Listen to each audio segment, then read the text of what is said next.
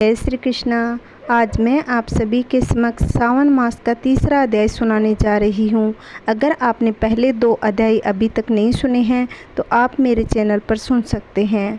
आज के तीसरे अध्याय में सावन मास में की जाने वाली नक्त व्रत, लक्ष्य पूजा और उद्यापन विधि का फलों का वर्णन है। आइए सुनते हैं। सनत कुमार जी ने कहा, हे भगवान, आपने व्रत नियम आदि कहे लेकिन से तृप्ति नहीं हुई, अतः आप सविस्तार कहें जिसे सुन मैं कृतकृत्य हो जाऊं। ईश्वर बोले, हे योगेश, जो मनुष्य सावन मास में नक्त व्रत कर बिताता है वह 12 महीनों तक इसका फल भोगता है। दिन की समाप्ति के 3 घड़ी पहले रात्रि को भोजन नक्त व्रत कहा जाता है। इसमें सूर्यास्त के पहले 3 घड़ी का समय त्याग कर जो समय बचता है उसे लिया है। सूर्यास्त के 3 घड़ी तक के समय को संध्या काल कहा है। आहार, मैथुन, निद्रा तथा स्वाध्याय, इन 4 कार्यों को सायंकाल न करें। गृहस्थ एवं सन्यासी के भेद से नक्त भोजन की 2 अवस्था है।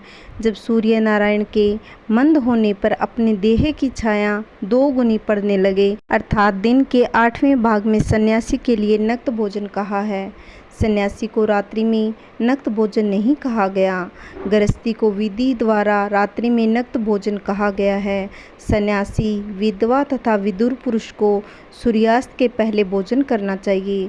जो विदुर पुत्रवान है उन्हें रात्रि में ही भोजन करना चाहिए। आश्रमी अथवा अआश्रमी हो अथवा पत्नी रहित हो अथवा पुत्रवान हो, उन्हें रात्रि में नक्त व्रत करना चाहिए। इस प्रकार बुद्धिमान मनुष्य को अपने अधिकार के अनुसार नक्त व्रत करना चाहिए। सावन मास में नक्त व्रत को करने वाला प्राणी उत्तम गति को प्राप्त होता है। सावन मास के आ जाने पर प्रतिपदा तिथि में प्रातःकाल संकल्प करें कि 1 महीने तक ब्रह्मचार्य में रहे और प्रतिदिन सुबह स्नान करूंगा। नक्त व्रत, रात्रि शयन, भूमि पर सोना अथवा प्राणियों पर दया करूंगा। हे देव, यदि व्रत पूरे होने से पहले ही मैं मर गया तो हे जगपते, आपके प्रसाद से व्रत परिपूर्ण हो। इस प्रकार मनुष्य संकल्प कर नक्त व्रत करें।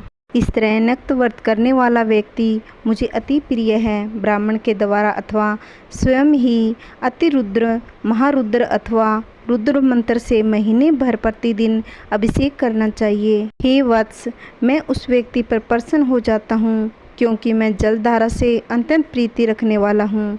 अथवा रुद्र मंत्र के द्वारा मेरे अत्यंत प्रीतिकर होम प्रतिदिन करना चाहिए। अपने लिए जो भी भोज्य पदार्थ अथवा सुख उपभोग की वस्तु अति प्रिय है, संकल्प करके उन्हें श्रेष्ठ ब्राह्मण को प्रसन्न करके स्वयं महीने भर उन पदार्थों का त्याग करना चाहिए।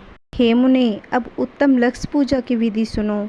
लक्ष्मी की इच्छा वाला व्यक्ति विल्व पत्रों से, शांति की कामना वाला दुर्वाओं से और आयु की कामना करने वाला चंपा के फूलों से, विद्या की इच्छा वाला मल्लिका और चमेली के फूलों से, पुत्र की कामना करने वाला कटेरी के पुष्पों से और बुरे स्वप्न को नाश करने वाला उत्तम धान्य से भगवान हरि की पूजा करनी चाहिए।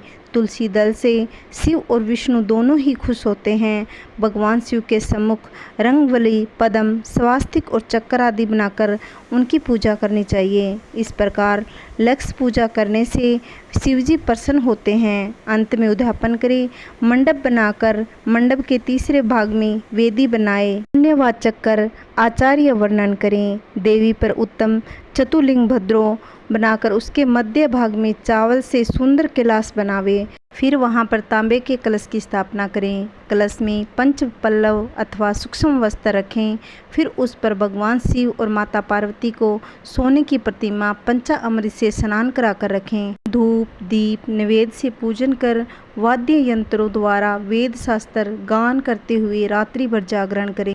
इसके बाद प्रातःकाल भली भांति स्नान करके पवित्र हो जाना चाहिए। प्रातः स्नान कर शंख युक्त विधि से वेदी बनाएं। तिल, शर्करा, धृत आदि हवन सामग्री से तथा पायस से हवन करें। गायत्री मूल मंत्र, शिव शस्त्र नाम और जिस मंत्र से पूजन किया हो उसी मंत्र से हवन करें।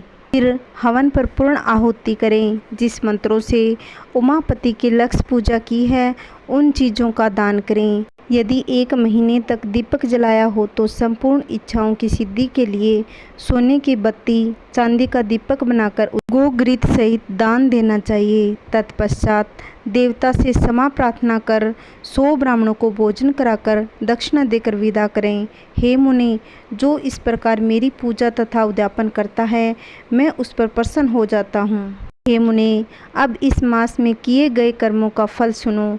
जो मनुष्य इस माह में अपनी किसी प्रिय वस्तु का त्याग करता है, उस वस्तु को इस लोक पर परलोक में लाख गुना अधिक मिलता है। जो अक्षर संख्या से रुद्र पाठ करता है, उसका प्रत्येक अक्षर करोड़ साल तक रुद्र लोक में शिव को अर्चित होता है। पंचामृत से अभिषेक कराने से मोक्ष को प्राप्त होता है। जो इस मास में भूमि पर सोता है, वह मूंगा, हाथी के दांत व चंदन की नवरत्न जड़ित शैया पर शयन करता है। इस मास में जो ब्रह्मचार्य से रहता है, उसकी बुद्धि तीव्र बुद्धि होती है। इस महीने में जो मौन व्रत धारण करता है, वह श्रेष्ठ वक्ता होता है। मौन व्रत के महत्व से मनुष्य सभी शास्त्रों के कुशल अथवा वेद वेदांग के पारंगत हो जाता है अथवा वृद्धि में बृहस्पति के समान हो जाता है। मौन धारण करने वाला व्यक्ति श्रेष्ठ होता है और उसका किसी के साथ कलह नहीं होता, क्योंकि मौन व्रत सबसे उत्तम व्रत है। आज का हमारा सावन मास का तीसरा अध्याय समाप्त। कल की वीडियो में चौथा अध्याय रसपान करेंगे। अगर मेरी कहानी आपको अच्छी लगती हो तो प्लीज़ लाइक करना, कमेंट करना, वीडियो को ज़्यादा से ज़्यादा शेयर करना, जिससे आने वाली वीडियो की नोटिफिकेशन सबसे पहले आपको मिल सके। ओम नमः शिवाय। जय श्री कृष्णा।